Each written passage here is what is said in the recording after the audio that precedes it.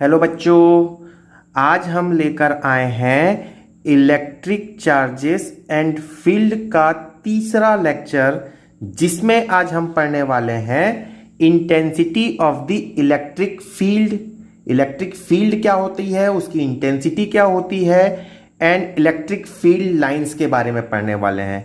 Lecture 1 और lecture 2 में मैंने रिस्पेक्टिवली कूलम्स लॉ और relative permittivity of the medium के बारे में एक्सप्लेन किया है, जिसका लिंक मैंने डिस्क्रिप्शन बॉक्स में दे रखा है। यदि आपको 1 और 2 वीडियो देख रखा है तो आपको ये लेक्चर और अच्छे से क्लियर होगा। तो आपको मैं रिक्वेस्ट करता हूं कि पहले आप go through those lectures then come to this lecture. चलिए स्टार्ट करते हैं वीडियो को। बहुत इंपॉर्टेंट और बहुत सिंपल तरीके से मैं आपको एक्सप्लेन करूंगा कि what is electric field intensity. So let us consider I am having a charge Q। Suppose मेरे पास में एक Q चार्ज है जो कि पॉजिटिव है। इससे कुछ डिस्टेंस पे, सपोज मैंने D डिस्टेंस पे एक अनदर चार्ज पुटअप किया हुआ है Q0। सपोज अब इस Q0 के बारे में थोड़ा समझ लेते हैं। Q0 को मैंने सबसे पहले तो मैंने कह दिया कि let us consider it is a test charge.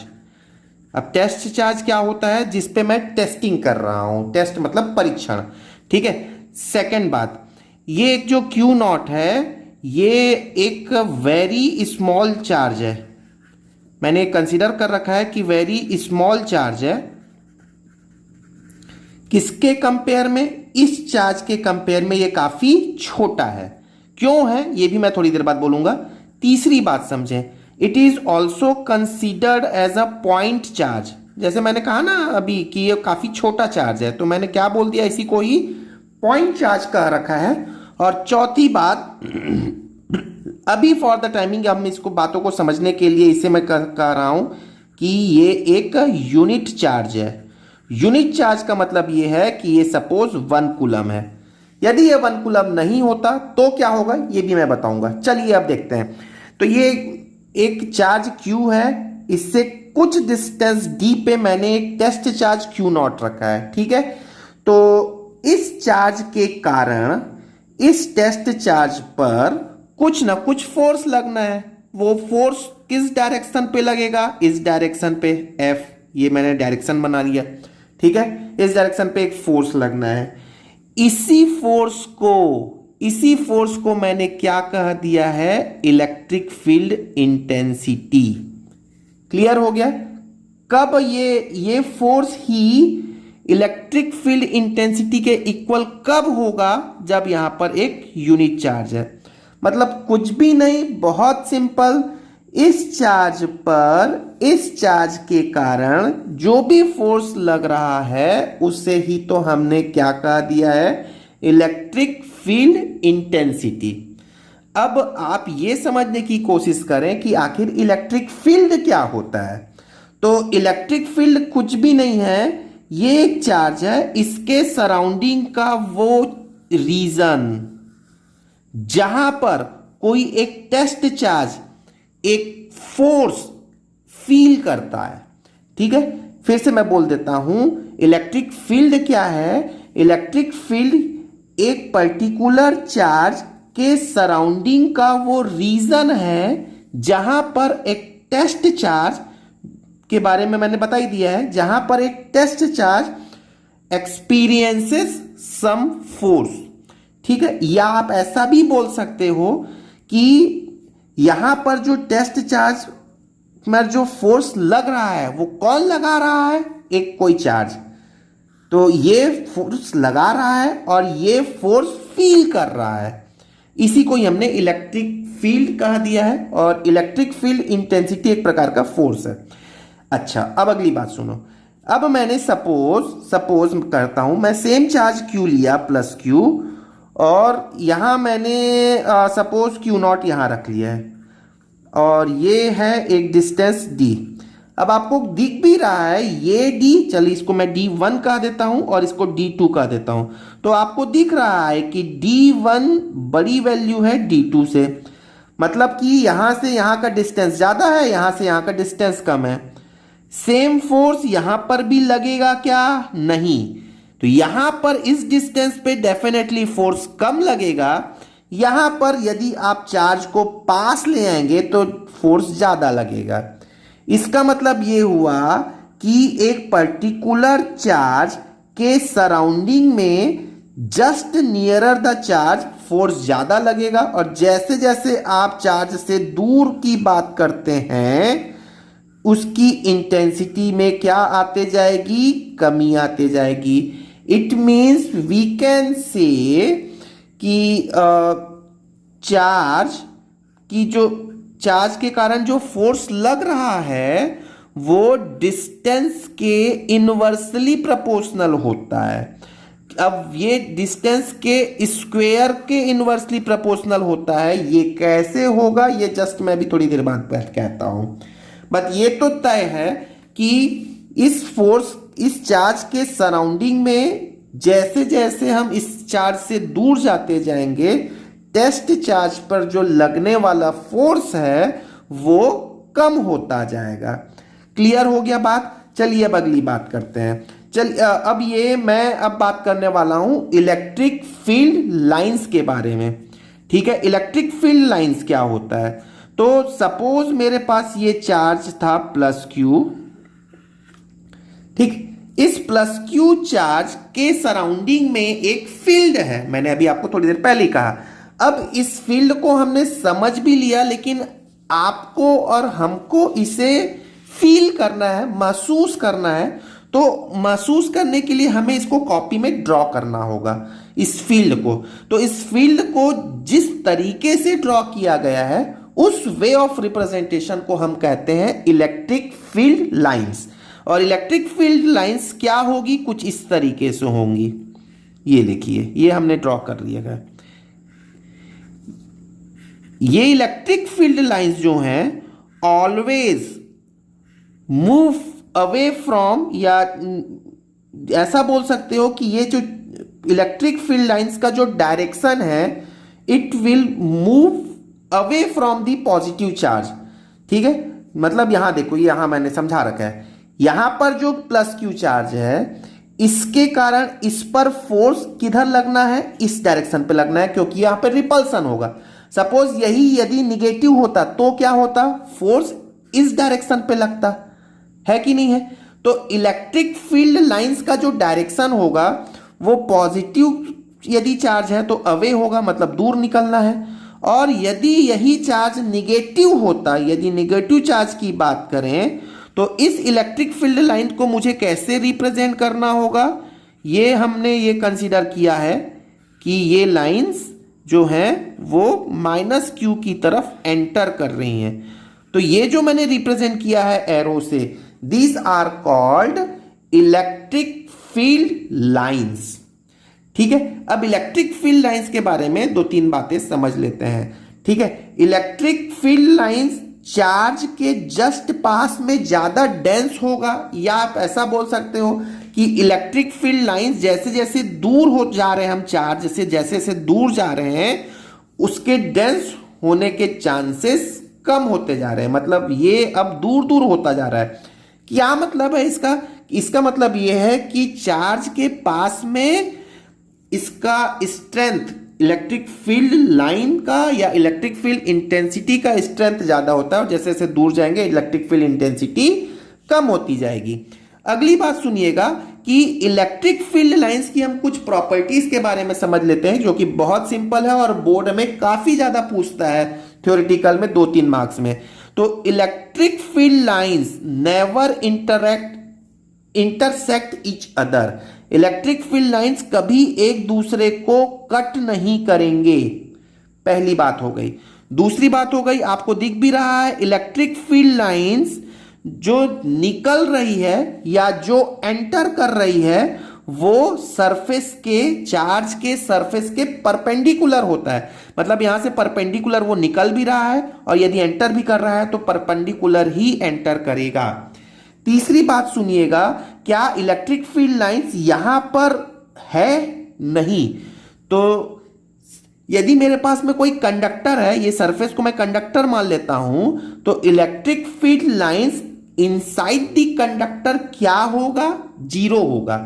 ठीक है, अगली बात सुनिएगा, इसकी एक प्रॉपर्टी ये भी हो गई कि इलेक्ट्रिक फील्ड लाइंस जो है उसका स्ट्रेंथ स्ट्रांग होगा नियरर टू चार्ज, और अवे फ्रॉम द चार्ज ये इसका स्ट्रेंथ कम होता जाएगा। अगली बात सुने, अगली बात ये भी बोल सकते हैं कि आखिर ये इलेक्ट्रिक फील्ड लाइंस कहां तक जा रही है? तो आप बोलोगे इस इलेक्ट्रिक फील्ड लाइन का कोई एंड नहीं है, या ये इंफिनिटी तक मूव हो रहा है।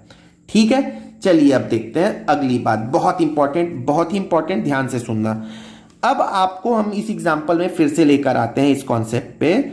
ये हमने अभी एक बार फिर से बोल देते हैं, ये एक यूनिट चार्ज है, और इस यूनिट चार्ज पर इस चार्ज के कारण जितना फोर्स लग रहा है उसी को ही मैंने इंटेंसिटी कह दिया है।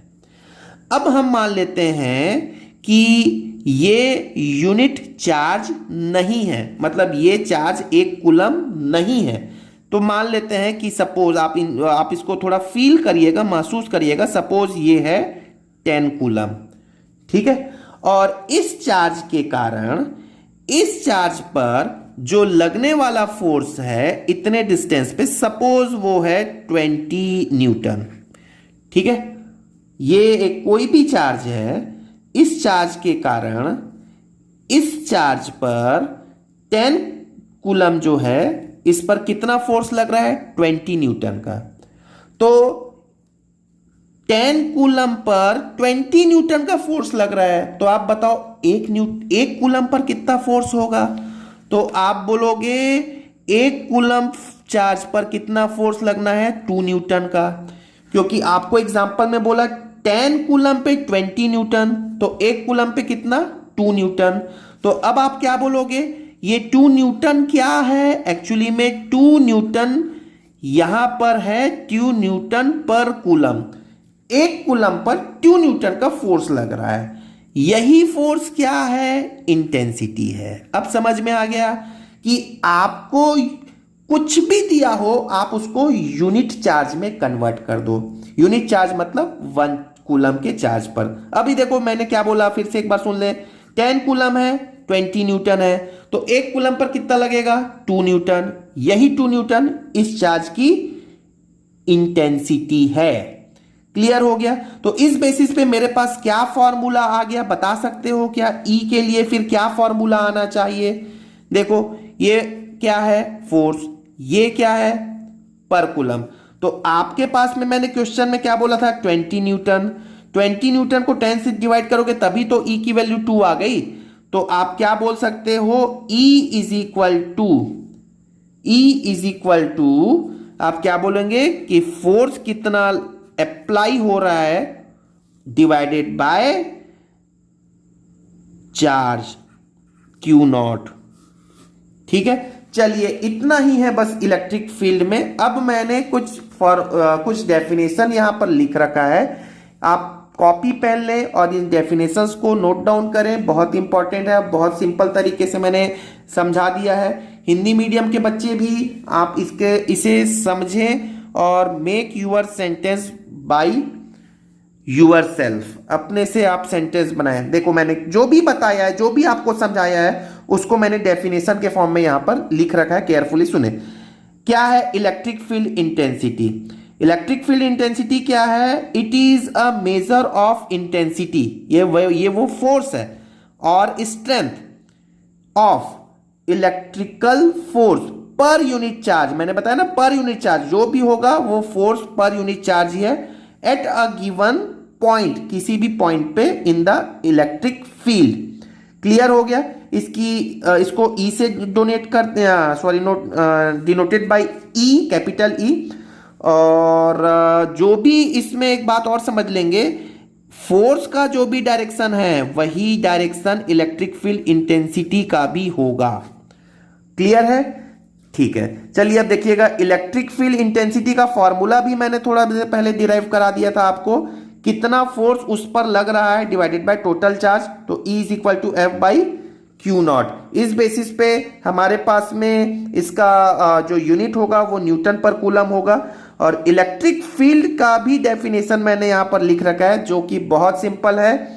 ये एक प्रकार का रीजन है, क्षेत्र है। It is a region around a charge, एक चार्ज के चारों ओर, इन विच जिसमें इट एक्सर्ट्स, मतलब वो चार्ज एक्सर्ट कर रहा है electrostatic force on another charge. यहां पर अनदर चार्ज को हमने क्या लिख रखा था, आपको जो समझाने के समय मैंने क्या बोला था, जो अनदर चार्ज था वो टेस्ट चार्ज था। ठीक है, चलिए अब इलेक्ट्रिक फील्ड इंटेंसिटी का मेरे पास में एक फॉर्मूला, तो ये तो आ गया, E is equal to F by q naught. अब इसके लिए एक और डेरिवेशन समझ लेते हैं, बहुत सिंपल। तो यहां हमने लिख रखा है expression for E, electric field intensity का एक्सप्रेशन फाइंड आउट कर रहे हैं ड्यू टू चार्ज Q। तो सपोज मेरे पास में वही एग्जांपल है, मेरे पास में सपोज एक चार्ज Q है, d डिस्टेंस पे एक test charge Q naught put up कर रखा है। टेस्ट चार्ज के बारे में हमने लिख रखा है कि एक पॉइंट चार्ज है, टेस्ट चार्ज है, वेरी स्मॉल है। ठीक है, अच्छा अब आपको मैंने थोड़ी देर पहले बताया था कि ये वेरी स्मॉल क्यों कंसीडर किए हैं इसको, तो आप ये समझ लेना कि ये भी तो चार्ज है, तो इस चार्ज के सराउंडिंग में भी तो इसकी कुछ ना कुछ इंटेंसिटी होगी, होगी कि नहीं होगी। तो ये चार्ज की इंटेंसिटी को मैंने बहुत कम कंसीडर किया है, और ये कम कब हो सकता है, जब चार्ज बहुत छोटा हो। तो मैं इस सिस्टम में केवल एक मान लिया हूं कि ये चार्ज इसके कंपेयर में काफी बड़ा है, इसीलिए केवल और केवल इसका इलेक्ट्रिक फील्ड इंटेंसिटी ज्यादा है। क्लियर हो गया, चलिए अब बात कर लेते हैं। अब इस चार्ज पर इसके कारण कितना फोर्स लग रहा है, थ्रू कूलम्स लॉ भी मैं बता सकता हूं। कूलम्स लॉ आपको याद होगा, F इज इक्वल टू के Q1 Q2 by d square, और K होता था 1/4 पाई एप्सिलॉन नॉट। सपोज यहां पर मीडियम एयर है तो 1/4 pi epsilon naught Q not by d square, D distance पे मैंने रखा है। ये फोर्स मैंने इस चार्ज के कारण इस पे जो फोर्स लग रहा है वो मैंने कैलकुलेट किया through Coulomb's law. Now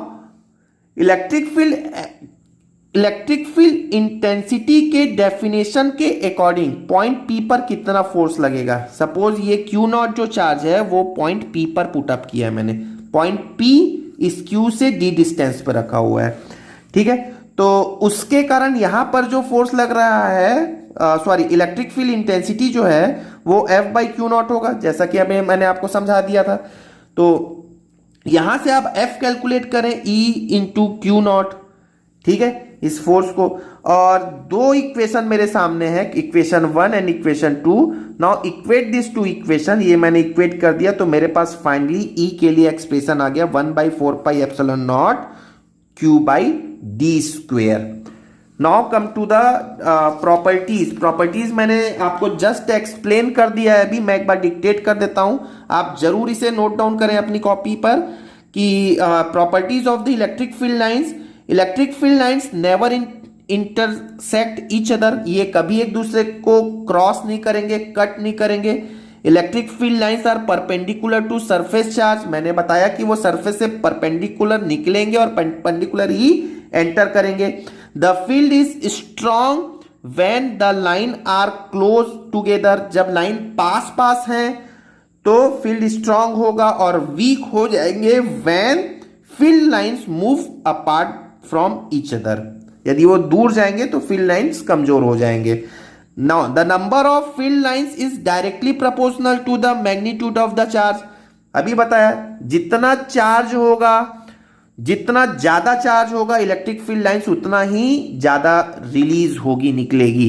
electric field lines start from positive charge and ends to the negative charge, मतलब इलेक्ट्रिक फील्ड लाइंस पॉजिटिव से नेगेटिव की तरफ ट्रेवल करते हैं, जैसा हमने अभी थोड़ी देर पहले ही बताया था। और यदि सिंगल चार्ज हो, in case of single charge, electric field lines at the infinity and at infinity, मतलब इलेक्ट्रिक फील्ड लाइंस का कोई एंड नहीं होगा यदि सिंगल चार्ज है। दो चार्ज है तो प्लस और माइनस है तो प्लस से स्टार्ट होगा और माइनस पे एंड होगा। The net electric field intensity inside the conductor, conductor के अंदर में इलेक्ट्रिक फील्ड कितना होगा, 0 होगा। जैसे मैंने अभी समझाया, सपोज ये कंडक्टर है तो इलेक्ट्रिक फील्ड लाइंस तो यहीं से निकलेंगी ना, अंदर पे इलेक्ट्रिक फील्ड लाइंस नहीं होगा। अभी देखिए जो हमने ये बनाया है, ये जो है ये थोड़ा गलत हो गया है क्योंकि ये परपेंडिकुलर निकलेगा, ठीक है। तो खैर ये तो ड्रॉ करने की बात थी, परपेंडिकुलर ही निकलना है यदि ये पॉजिटिव चार्ज है तो, ठीक है। तो उम्मीद करता हूं इलेक्ट्रिक फील्ड लाइंस आपको समझ में आ गया होगा, और चैनल पे आप नए हैं तो चैनल को सब्सक्राइब करें। नेक्स्ट वीडियो में मैं आपको इलेक्ट्रिक फील्ड लाइंस से रिलेटेड इंपॉर्टेंट न्यूमेरिकल्स कराने वाला हूं, जो कि बहुत इंपॉर्टेंट होगा आपके ऑब्जेक्टिव और सब्जेक्टिव एग्जाम्स के लिए। तो आपने यदि चैनल में नए हैं, चैनल को सब्सक्राइब नहीं किया है तो सब्सक्राइब कर लें और बेल आइकॉन दबा दें ताकि आपको मेरा नेक्स्ट वीडियो का नोटिफिकेशन इमीडिएटली मिल जाए। ठीक है बच्चों, ठीक है। Thank you very much.